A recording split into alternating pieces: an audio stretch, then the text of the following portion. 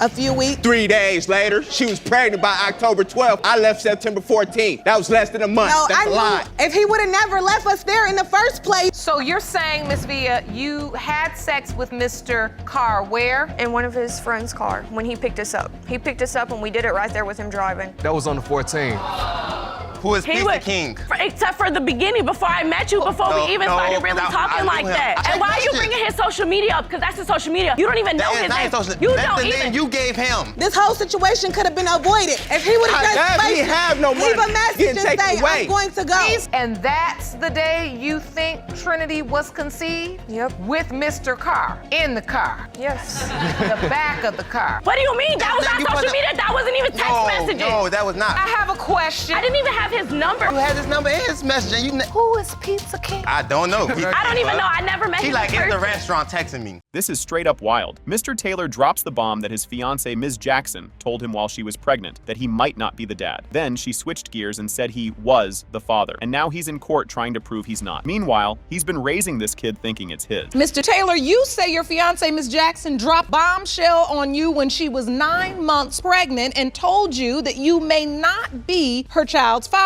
Yes, Your Honor. She later changed her mind and said, are Raymond's father. Yes, Your Honor. And while you're hoping he's yours, you're here today to prove that Raymond is not your biological child. No. This is crazy intense, y'all. Mr. Taylor says today's results will either save or end his whole relationship. He's been doing all the dad things, clothes, food, playing with the kid, and is ready to walk out if the child isn't his. So, Mr. Taylor, what is riding on today's result? Well, this relationship, I've done too much for the kids. I've been there since day one, raising this kid, fathering the kid, clothing the kid. I do everything for this child. And the only thing that I do know is that if this child ain't mine, I'll be walking out this courtroom today a single man. You all are engaged. You have a family together. So there is a lot at stake here. Yes, Your Honor. Buckle up because this is about to get messier. Ms. Jackson admits she had an affair with a guy she met at a shelter, Mr. Green, while Mr. Taylor was off trying to better their lives. She says she felt alone, turned to Mr. Green for emotional support when she thought Mr. Taylor abandoned her. Yeah, you heard that right. She says Mr. Taylor has every reason to be suspicious. A few years ago, we just packed up and we moved to Florida for a fresh start. I met Mr. Green, a shelter. We ended up becoming intimate, but Mr. Taylor left me and my children stranded in Florida while he went away to, I guess, chase his dreams, knowing that we had nobody and knowing that we had nothing. Oh man, the plot thickens. Mr. Taylor says he left to get a better job in Atlanta to help the family, but Ms. Jackson fires back, accusing him of leaving her stranded with the kids. Now they're arguing about whether he tried to contact her or not, and it's basically a he said, she said mess. Both are super heated, and neither is backing down. Mr. Taylor, did you leave her stranded? Yes, for a job opportunity in Atlanta. You gotta understand, it was my girlfriend and our kids in a shelter. I couldn't do nothing there because it wasn't no job opportunities in Orlando. And at He didn't try to get in contact with me. At the youth shelter. I tried to get in contact with him. I didn't even know that he was in Atlanta for 2 days. I was blowing his phone up. Well, no, you're gonna be upset when I tell you where I am. Things are really heating up now. Mr. Taylor claims Ms. Jackson hooked up with Mr. Green right after. He left for Atlanta. He's convinced she got pregnant just a few days after he split, while Ms. Jackson says it didn't happen that fast, and she blames him for leaving. The back and forth is intense, and you can feel the tension in the room. A few weeks. 3 days later, she was pregnant by October 12th. I left September 14th. That was less than a month. No, That's a lie. If he would have never left us there in the first place, this whole situation could have been avoided. If he would have just been a man about the situation, They have no money. Leave a message and say, away. I'm going to go. He's saying, but Miss Jackson, when I left, you never sent your money. Let's get some order.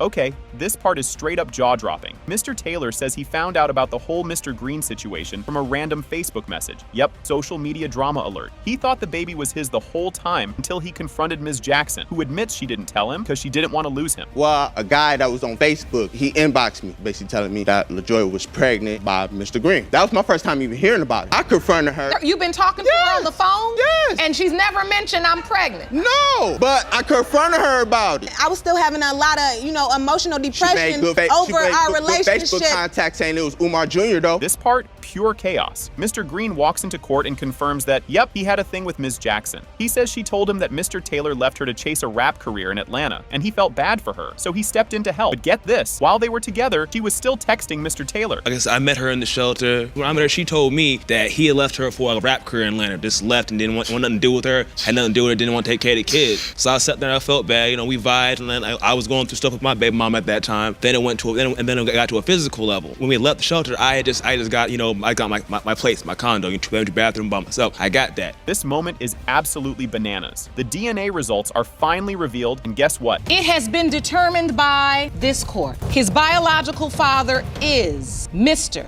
Green. I figured.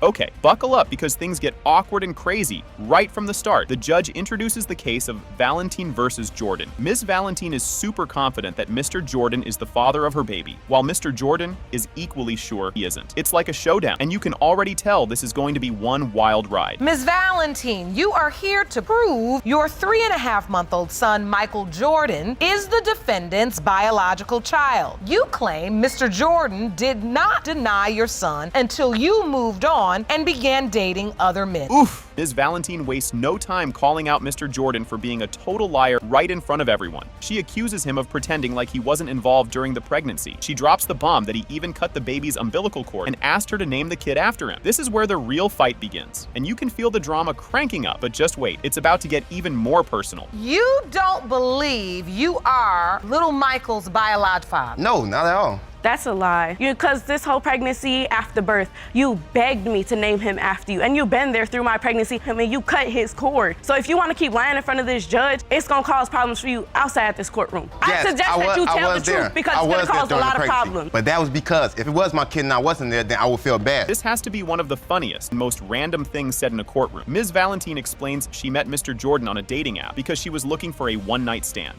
Then, out of nowhere, she says she likes her men with a dash of ugly. The judge and everyone else burst out laughing because, well, who says that? Things chill out for a minute. It won't be long before the heat's back on. How did you all even meet? Went on a dating app. I went on a dating app because I was looking for a one-night stand because that's all it was supposed to be. So, I was on the dating app and I saw Michael. And I swiped right on him, and apparently he had swiped right on me as well. I like my man, I like him with a dash of ugly and stuff. And it's like, he fit the description because he had a little dash of ugly. Wait. Just when you think you've heard it all, Mr. Jordan tells the story of how he popped over to Ms. Valentine's house and found another guy there. He walks in, sees some dude leaving, and his jealousy meter shoots through the roof. He's convinced something shady's going on. But just wait till you hear what Ms. Valentine says next. It gets even weirder. Well, I'm knocking on the door, nobody coming. The lights off upstairs. Who is this? Somebody with hair like mine. He came downstairs. He opened the door. The first thing I asked, who is he? She's like, no, he just here for the kids. He was cleaning up my house. Tell me why ESPN was playing in her room with messed up sheets, Your Honor. She don't know. She don't watch basketball. Can you even name an NBA player besides LeBron James? Michael Jordan. Yeah. Michael Jordan. Now this is where things take a turn for the ridiculous. Mr. Jordan starts talking about some mystery guy he calls Pizza King, and apparently there were some flirty messages. He says the text proved Ms. Valentine was talking to other dudes while claiming he's the father. But seriously, who even named someone Pizza King? Stick around, because the real answer about the baby's father is just around the corner. Who is Pizza King? Except for the beginning, before I met you, before we even started really talking like that. And why are you bringing his social media up? Because that's his social media. You don't even know his name. That's the name you gave him. What do you mean? That was not social media. That wasn't even text messages. No, that was not. I have a question. I didn't even have his number. You had his number and his message. And Who is Pizza King? I don't know. I don't even know. I never met him. She like, it's the restaurant texting me. You could cut the tension with a butter knife. The judge is about to read the DNA results, and everyone's holding their breath. It has been determined by this court. Mr. Jordan, you are the father. Wow, this whole thing kicks off with some serious drama right away. Miss Ramirez is dragging her ex-boyfriend to court because he's refusing to accept he's the dad of her 4-month-old daughter, Mila. She's hoping the DNA results will force him to step up and do his job as a dad. Ms. Ramirez, you have dragged your ex-boyfriend to court because you are tired of him denying your 4-month-old daughter, Mila, and you're hoping today's results will make him finally step up. Things get crazy fast when Mr. Jordan doesn't hold back and calls his ex a pathological liar. He claims he's not the dad, and while he's been there for their other 2 kids, he's sure he wasn't around when Mila was conceived. Yeah, this is about to get even more awkward as they argue over who's really been doing what for the kids. Are you avoiding responsibility, Mr. Jordan? No, Your Honor. I'm just here to prove that Mila's not my baby. She's a liar, like pathological liar. We have 2 other babies together, and I've taken care of Levi and Adrian. Like, I've stepped up. I've changed their diapers. Like, Adrian was here for 7 months. I took care of him. I do everything for them. The last time you came was That's last because you don't week. let me. What you mean? You don't let me. No, because you're broken. You don't have the money to come down. Well. You won't believe it, but Mr. Jordan says he had already moved to another state and had moved on before Mila even became a thing. He explains that because of this, there's no way he could be Mila's dad. This is getting messy fast, and Miss Ramirez is about to drop another bomb about their time together. So you were already living in another state and had moved on. Yep. Which is why you say you are not Mila's biological father. Correct.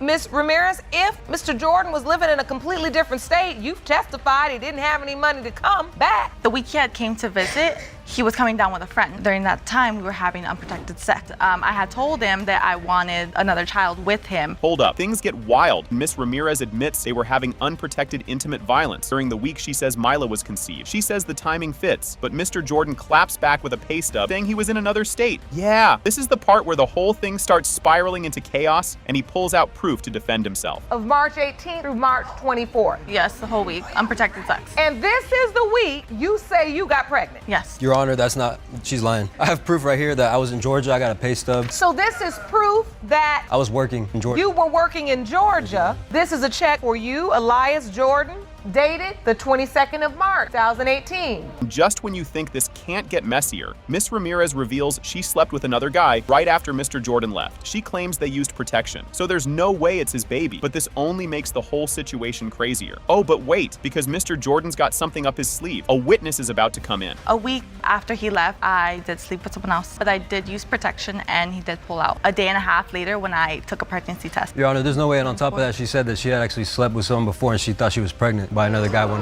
she was talking on the phone, so. No, I didn't. What did she tell you, Mr. Jordan? She told me that she thinks she's pregnant with some guy, like she just happened to tell me. I'm like, okay. I never said that. That's what she said. No, I didn't. If you thought this was already messy, just wait. Mr. Jordan's new girlfriend steps in with some major tea. She says Miss Ramirez told her she was taking Mila to see another man, and that this other dude could be the real dad. Yeah, things are about to go off the rails, and Miss Ramirez's response will totally catch you off guard. I knew more certainly when she herself told me. She asked us to stay with the boys and that she's gonna take Mila to go see her dad. She didn't say, oh, this might be the dad. She said, I'm going to take Mila to see her dad. He's gonna give me money for her. He wants to see Mila. The drama goes up another level when they show Miss Ramirez a photo of her, Mila, and the other guy that looks like a full-on family photo. Miss Ramirez tries to downplay it, saying this dude is just a possibility. But it's pretty obvious this is getting out of control. And buckle up, because the DNA results are coming soon. I also found a photo on social media, you know, where she's like taking a picture with the baby and this man, and I found it on there. You found a photo? Yes, ma'am.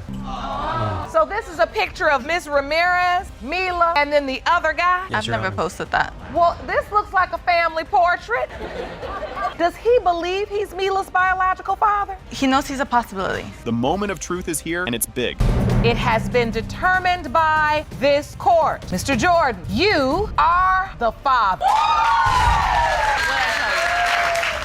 Okay, this whole thing is wild right from the jump. Ms. Foster comes in hot, saying Mr. Durden is denying their son, little Ian Jr., and she's begging for a paternity test to prove he's the dad. She talks about how having a kid at 17 threw her straight into grown-up life, and now she's struggling to take care of her baby. Meanwhile, Mr. Durden's over here all confident, saying he's sure the kid isn't his, no doubt about it. And you won't believe what comes out next. It's about to get even messier. Miss Foster, you say getting pregnant at the age of 17 pushed you into adulthood sooner than you expect. You claim Mr. Durden is denying your 15-month-old son, Ian Durden Jr. You are asking the court to order a paternity test so you can prove he is the father because you're struggling financially to make it on your own. I mean, can you believe this guy? He straight up says he hasn't helped with the baby because he doesn't think the kid is his. He's like, I don't want to get attached to a baby that's not mine, which is pretty cold considering the baby literally has his name. Oh, and just wait, this whole name situation is about to turn into a big deal. And the simple fact because I haven't helped because I don't want to get too attached to a baby that's not mine. He has your name. And the reason because he has my name is because I was kind of like pushed to sign a birth certificate. No, that is not true. We used to talk all the time about, you know, if we have children, like I want my son to have my name. I want to have my son to have my name. Your Honor, he is definitely the father of this child. Now things get super awkward when Mr. Durden pulls out the "I used condoms" defense. He says every single time they hooked up, he had protection on, so there's no way he's the dad. Ms. Foster is like, No, not always. And boom, their argument takes off like a rocket. This back and forth is about to get even more ridiculous, so buckle up for some major drama. Every time we had sex, I used condoms. And that is not true. And I That have is- proof that of is that actually not true. being true. And that's why you're saying, Mr. Durden, the court should not order a paternity test. There's no need because you say you used a condom every single time. Exactly, because I spent my money on condoms. So, yeah, clearly on condoms, but not on the baby. Oh man, this part is just nuts. So Mr. Durden tells the court about this time he snatched Ms. Foster's phone and found text with another guy, plus a selfie. And get this, the guy took her to the sonogram, which makes Durden even more suspicious. Ms. Foster's trying to explain he was just a friend, but let's be real, things are getting pretty sketchy. You think this is bad? Wait till you hear what happens next. Mr. Durden, what did you see on the phone? I just saw messages with her. When I saw that, I saw a picture too, actually. She took a selfie with a guy in a car. And it was the guy that who took her to the doctor from the sonogram of the baby. Okay. He was there when he was not. But if that's my child. He wanted nothing to do with me. Like, he ignored me. When I was pregnant the entire time, I barely spoke to him. Judge Lake's face says it all. She's not buying what Mr. Durden is selling. She reminds him that condoms aren't foolproof and calls him out on thinking he's 100% in the clear. The judge makes it clear that this condom confidence isn't enough to avoid a paternity test, and she's ready to call it out. And just when you think it couldn't get any more awkward, there's a witness that takes it to a whole new level. Condoms are 98% sure. Well, we're at the 2% because... I mean, let's be honest, they're not 100% effective. And my trouble with your argument here today is you say on the one hand, there's no way in the world you could be this child's father. On the other hand, you're saying your mother and everybody convinced her to name the child after you. And you signed the birth certificate. Okay, so now Mr. Durden's sister comes in, and things get even more ridiculous. She claims Ms. Foster cheated on him with a guy who looks just like Mr. Durden. Yeah, she's saying this guy could practically be his twin. Apparently, this dude is the one in that selfie from earlier. Things are spinning out of control, and you'll be shocked at what comes next. He stated that she's pregnant. Like, I didn't even know that was. So he also said that she cheated on him with her best friend. Her best friend looked exactly like my brother. Really? They can go for twins. It was the boy she took a selfie with. That's why I have my doubts too, because if they use condoms and she cheated on him around the time she conceived the baby, so it's a possibility that he can be the father also. This is one of those what were you thinking moments. Mr. Durden admits he signed the birth certificate because he didn't want to embarrass Ms. Foster in front of her family. The judge is like, dude, you signed it, so now you're legally responsible. He's realizing signing that paper was a way bigger deal than he thought. Oh, but trust me, the real bombshell is still coming. Mr. Durden's on the birth certificate. You understand this. We don't need to have a test. That's not my child, but you are that child's legal father because you signed your name on the birth certificate. So by not wanting a paternity test, you're basically saying, this is not my child, but I agree to be financially responsible for him for the rest of his life till he's 18 years old. Here it is, the moment we've all been waiting for. It has been determined by this court. Mr. Durden, you are the father. Mr. Carr wastes no time accusing Ms. Villa of being a big-time cheater and trying to stick him with a kid that's not his. He says she's been dodging a DNA test for 3 whole years. Ms. Villa admits to messing up, says Mr. Carr is the dad, and hopes the test will help her win him back. You state that Miss Villa is a notorious cheater who tried to pin her daughter Trinity on you. You claim there is no way you are the father because she's been running from you and a DNA test for 3 years. Ms. Villa, you admit to making mistakes in your relationship with the defendant, but you and your best friend want to prove he fathered your daughter Trinity. Ms. Villa explains they met on Facebook at a one-night stand, and boom. Next thing you know, they've got a kid. Mr. Carr says he wanted to save her, but their relationship was a total roller coaster. He also claims she wouldn't leave him alone, which is pretty awkward to admit. How did the relationship start for you? He hit me up on Facebook and went from a one night stand to us having a kid. Wow. And it turned into a relationship Yes. from just meeting on Facebook. Yes, Your Honor. So you all decided, what is this, love at first sight for you all? Like, what you were just No, Your Honor. we want to do this? The problem was I couldn't get rid of her, Your Honor. Mr. Carr accuses Ms. Villa of cheating on him not once, but 8 different times with 8 different people. Ms. Villa kinda owns up to some cheating, but insists some of it happened when they were broken up. All this back and forth is making one thing clear. Mr. Carr really doubts if Trinity is his. She cheated 8 different times with 8 different people. She cheated on you 8 different times with 8 different people? Yes, Mom. No, Yes, that's Your not how it Honor. went. There was times I did cheat on him, and there was times we were broken up to So, sleep with another with that girl in a being place we said- shared together. So you need to get your story straight and tell My your whole partner. point is, you're admitting that you're cheating. Why not admit the full truth? I Full admitted truth I is the only cheated, thing that's gonna but set you free. Mr. Carr pulls out a whole timeline to explain why he can't be the dad. He says Ms. Villa slept with another guy on January 31st, then 3 days after they had intimate violence on February 14th, she suddenly says she's pregnant. Ms. Villa, of course, is like, nope, we conceived on Valentine's Day, and says he's definitely the dad. The times of conception was she slept with a man on the 31st of January. Tony, Me and she her was- slept together on February the 14th. 3 days later, the 17th, she tells me that she's pregnant. I'm like, how are you pregnant? Tony, you're a liar. If we just slept together on the 14th, how did you know that you're pregnant? You if told we me slept I was together. So pregnant. you You're a have liar. sex 3 days later and she tells you, now I'm pregnant. Ms. Villa casually drops the bomb that she thinks Trinity was conceived in the back of a car while Mr. Carr's friend was driving. Yep, you heard that right. The audience can't believe it, and honestly, neither can Mr. Carr. So you're saying, Ms. Villa, you had sex with Mr. Carr where? In one of his friend's car when he picked us up. He picked us up and we did it right there with him driving. That was on the 14th. That was Tony, on the 14th. I didn't tell you I was pregnant until a couple of weeks later. And that's the day you think Trinity was conceived? Yep. With Mr. Carr in the car, Yes. the back of the car. Mr. Carr starts getting really emotional, talking about how much it hurts not knowing if Trinity is his. He says he loves her like his own, even though there's always that nagging doubt in the back of his mind. You can feel how much this is tearing him up inside. Trinity is 3 years old. Do you have a relationship with her? Yes, Your Honor. I'm with her just about every day of the week. I play my role as a father. No matter what it is, no matter how much pain or how much that eats me up inside, I still treat her like she's my own child. And that hurts you. Why are you feeling so emotional? Because I didn't deserve that, to go through what I went through. But you kept taking me back. Mr. Carr says Ms. Villa moved all over the country just to avoid taking the test, jumping from state to state like she's in a witness protection program. He even claims she spelled his name wrong on purpose to mess with the paperwork. Ms. Villa says, no way, and insists she was moving so he could stay in Trinity's life. So you say she's been running away from a DNA test? Yes, Your Honor. I was in Alabama. She was in Tampa, Florida. I tried to hook the cases together. As soon as she received the letter, she moves from Tampa, Florida. And I opened cases each time then. You're wrong, Each Tony. time she opened the case, I believe she purposely spelled my name incorrectly because she I went had back one to of my Decatur work to make sure he badges was a on father her to each and every time. Ms. Villa's best friend drops the bomb that during the time Trinity was conceived, Ms. Villa did have a one-night stand with another guy. This totally goes against what Ms. Villa said earlier and makes things even messier. You say she confides in you. Did she ever say that she was with another man during the window of conception? So she did tell you that during the window of time when Trinity was conceived, she did have a one-night stand with someone else. Yes, Your Honor. That's not what you testified to here. In the period of time of me getting pregnant and stuff, I messed around with the guy a couple of weeks before him. After all the back and forth drama, the DNA results are in. It has been determined by this court. Mr. Carr, you are the father.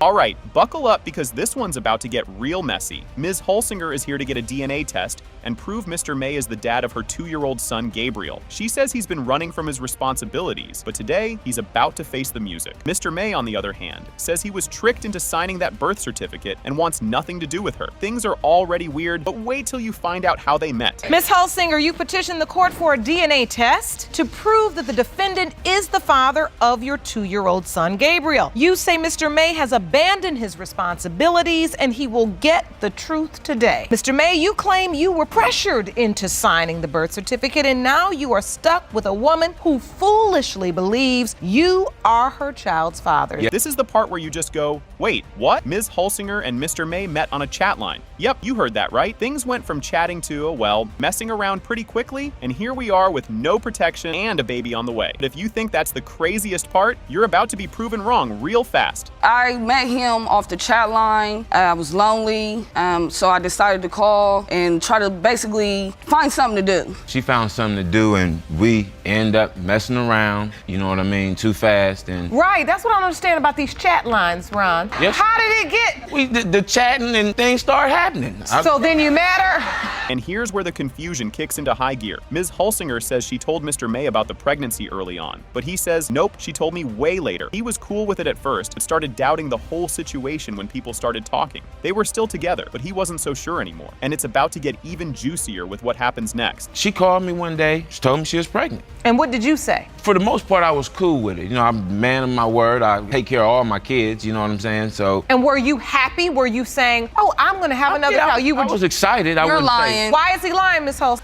He was like, are you serious? Are you sure it's mine? Did you have doubts in the beginning, Mr. May? No, I did not in the beginning. Oh boy, this is where it starts going off the rails. Mr. May talks about how one day, while he was over at Ms. Holsinger's place, he heard a car beeping outside. Things got real sketchy when she told him to go out the front door, but he insisted on leaving through the back. And guess what? There's another guy standing right there asking for her. And it doesn't stop there, folks, because her explanation is even wilder. A time when I was over a house. One time we was upstairs in a room and hearing beep, beep, beep, beep, beep, beep, beep outside, and you know, it didn't leave. About to go out the back door. She told me to go out the front door. So I say, no, let me go on out the back door. Open up the back door, there's a gentleman right there. Really? And he asked me, was I there for Mrs. Holsing? I was there for one of her family members, and I proceeded to walk on out the door while she hid behind the refrigerator. The story keeps getting crazier. Not only was there a random guy at the door, but Mr. May also noticed some suspicious texts popping up on her phone. And of course, there were rumors flying around that she was involved with other men. He's got every reason to doubt now. But wait till you hear what happens when the baby arrives. That wasn't the only thing though, Your Honor. Oh, what else? I'm not too heavy of a sleeper, so at the time, you know, I'm spending the night with her. I'm seeing messages pop up on the phone. That led me to doubt too. Not only the backdoor situation, but just text messages, you know what I mean? Things I would hear on the streets and things of that nature. So you were also hearing rumors. A mutual friend had told me that he had been involved with Miss Holsinger. Now, this part will have you scratching your head. Ms. Holsinger says that Mr. May didn't even bother showing up for the birth, and her family had to go drag him to the hospital. His excuse? He had doubts about whether the baby was his, so he didn't see the point in rushing over. But come on, dude, you've been sleeping with her this whole time, and you won't believe what happens when he finally does show up. So when you actually went into labor? Yes, ma'am, he wasn't there for me. My family member actually had to go and get him so he could come up there and see my son. Oh, so they went to go get him? And I had my doubts. That's why I wasn't willing to just go catch the bus or get a ride or anything. Even if your spidey sense has been activated and you've seen other, why wouldn't you show up for the birth? I had my doubts, Your Honor. This next part is just unreal. Mr. May says he was pressured into signing the birth certificate because everyone was saying the baby looked like him. Even though he still had doubts, he decided to be a man and sign it anyway. But now, he's regretting that big time because it made him the legal father. And trust me, the surprises don't stop here because there's another guy in the picture. In your court papers, I see here, it says you signed the birth certificate too. Yes, How did that happen? Pressure. So Yeah, I'm getting, he has your nose, he has your head. What are you gonna do now? This, that. And I'm just like, let me just be a man. Let me sign the birth certificate. If it's mine, I'm gonna deal with it. Because at that point, her family has come and picked you up. Yeah. Hold up, you thought it was messy before? Just wait. Ms. Holsinger drops a bomb and admits there was another guy she was seeing at the same time, who Mr. May calls refrigerator guy. She was also intimate with this other man around the time of conception. So now there's a real question about who the father is. But guess what? The plot thickens, and there was already a DNA test before this. That she told him that they were gonna have a happy family together and move away. And who is this person? I told you he was a stalker. He just pops up anytime I was moving. Your Honor. Oh, that's the same guy from the refrigerator Yes, scene? ma'am. Yes. It has been determined by this court. Mr. May, you are the father.